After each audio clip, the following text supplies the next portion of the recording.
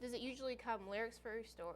It's more the melody, because like I picture myself in a crowd watching a band, Oh, and that's a great way to do it. and it's like, yeah. oh, like what would I really want to hear that I would just think, oh, that's awesome, and that's what I think of. And then yeah, like I said, it'll just pop into me, random. Like you can be driving down the highway, and like someone could beep their horn and that could trigger something. I've actually made harmonies, like so my car has a loud exhaust. Okay. I've made harmonies, but from the like I was listening to a song and then my exhaust made this harmony. I'm like, oh, that's kind of cool. Kind of where I understand where the dubstep comes in now. Yeah, yeah. That would fit in there well. So you guys just recorded a video for Another Day, right? Mm-hmm. How was that? Oh, that was great. That was our, I'd say our first professional video shoot. Our video guy Dave Brightis, he works with Rising Star Entertainment. He starting a company. We're kind of working together with him. He's getting his name out there. Well, we're trying to do the same thing. So, he does free videos for us. We promote him. But it's an awesome process, and we recorded that in I think it was we shot a video in August. And it was like we've had a bunch of cold days, and we had this one warm day. Like that's the day we were planning to do it. So like we just kind of lucked out, getting it. It's like a 6-hour shoot. It was a lot of fun. And if you actually look in the video, behind the drummer, there's like a huge cliff. It looks like it's like yeah, it's like 100 feet like straight down. And my brother's deathly afraid of bees. Oh no! Okay, so like he was sitting there to be attacked, and he ran and just like turned like almost went off the cliff. It was so funny. You need to not shoot videos in sketchy places anymore. Oh yeah, well I mean it wasn't that. I mean there's a bunch of cinder blocks. It would have been bad if he would have fell off, but there's a bunch of cinder blocks. It's not like there's a cushion. There's a cinder block. Yeah, like it wasn't just rocks. It was like a dump for rocks basically. Oh my goodness. So it was a good time.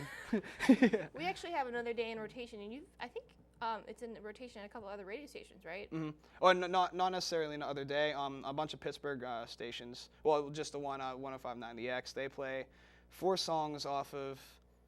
It's our last EP. They play 2 of those songs. Yeah, Shout It Out. 2 songs from Shout It Out and 2 from Something Like This. Mm-hmm. And we'd always. Cause they have a local band section. It's like every Sunday after 8, I think. But like they'll play us on there also in regular rotation. Like we heard our song 3 o'clock on a Friday afternoon. Which is prime time for people to be listening to the radio. So we've been getting a lot of promotion with that. Were you stoked? Oh, it was awesome. Like we'll see. I remember like everyone I talked to who's in bands who has their song on the radio. They like, oh, I always remember the first time I heard myself, and I remember. Well, I was at Sheets. And, appropriately. Yeah, and my guitarist calls me and goes, dude, put on the radio. I'm like, all right, so I run out. I didn't even pay for my food. I just ran out. I flipped it on, caught like the last 10 seconds of it. I'm like, damn. Did they come running after you since you didn't pay? Oh, no. Oh, I went back in. So, the thing is, we're on like a really, we're good friends with the people who work there too. So just over time, you build that relationship. Like, what are you doing here so much? It's like, well, we live right up the street.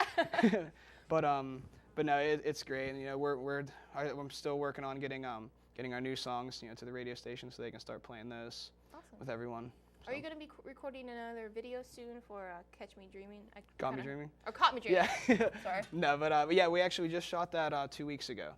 We shot it in a parking lot of a Best Buy. So you weren't on a cliff this time? Well, there actually was a cliff behind us, but it was like 30 feet away or so. Mm-hmm. But it's a really cool backdrop. Are you familiar with Robinson out there? No, I'm not. Oh, but there's this park that's kind of like up on a hill, but there's a huge backdrop of the city, so it looks really cool with all the lights there. Oh, awesome! But it was like 15 degrees when we were shooting in 6 hours. How did you play your instrument? We had a big Canon heater, but it broke for an hour into it. And how long did it take to shoot? 6 hours. Oh man! So the last 5 hours, like we had our cars running, like because like when we do a video, we played it, I'd say roughly 20 times each, and each time, the camera would be in a different spot. Yeah. You wouldn't play all of them, like one could just be on the drums. Right. But we did that, and like while we're not going, we go sit in the car, warm up, and then come back out, do it again. Let's say that's gotta be kind of. rough. That was a rough one, but it was a lot of fun because we had fireworks. And nice. Yeah, we had a malfunction of one of them because we never tried them before we shot them.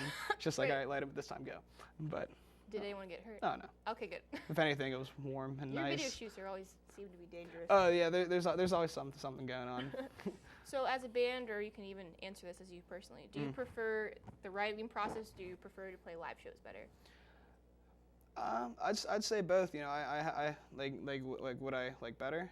Well, because some people like to get in the studio and they like the creative process, but some people like the synergy of the show a little bit better. I see it all. Like I'm happy with everything like, you know, like writing's fun, like, you know, having that, because like you can go and record something, and just by hearing it, you know, through good speakers, you can be like, oh, this part might sound cool here. So I mean, like you'd be amazed with the ideas, you know, like from what they were, and then we went to the studio and heard things, and like how much they've changed. Right. Like, because we'll do that, and then plus the live show, like it's like we're all energetic, you know, it's a blast. People like, are dancing. It is. People are dancing. People are loving. Like, we played with a band called Breathe Carolina and Artist First Poet this past fall, and there were 2 other local openers, and then us, and then Artist First Poet and Breathe Carolina, and we'd have people come up to us and be like, "Are you guys on the tour?" You know, we're like, "No, we're from here." You know, they're like, "Oh, really?" Like, "Well, we thought you guys were one of the touring bands." That's a nice you pat know? on the back. Oh, it is, and like every national band that we've opened for, you know, we've always gotten some kind of response like that, like, oh, you guys aren't signed, you know, that kind of deal. That's incredible. Good for Yeah. you guys. Thank you. Well, we also agree that you guys are a good live band because you'll That's be good. playing our spring concert for To Write Love in Our Arms. So how do you feel about playing a concert for them? That's awesome. Like we've always supported the cause. You know, like we actually played for To Write Love in Our Arms 2 or 3 years ago. They did in Pittsburgh, a place called Zio Nope. They did a bunch of acoustic shows. So like we would, you know, travel around. Like they would have one like every month that we'd play. Awesome. So Well, you kind of touched on this before. You named a lot of bands that you played with, and you've also played with a band called Mess. yes. So how was that? Because Mess is an interesting band, I feel. That was awesome. That was I think I was there around 2 years ago. That was actually one of our first national openings we got, and it was at a place called Club Zoo.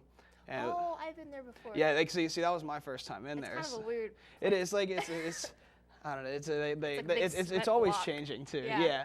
But we went there. You know, it was a blast. They were actually late 'cause I think their van broke down or something. Oh, Someone no. like wrecked into their Yeah. trailer or something.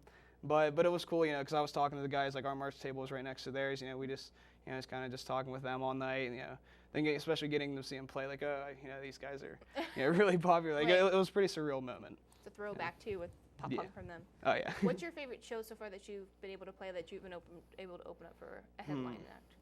I'd say headlining act, definitely the Red Jumpsuit Apparatus. Oh, really? That show, we played at Mr. Smalls in Millville, PA.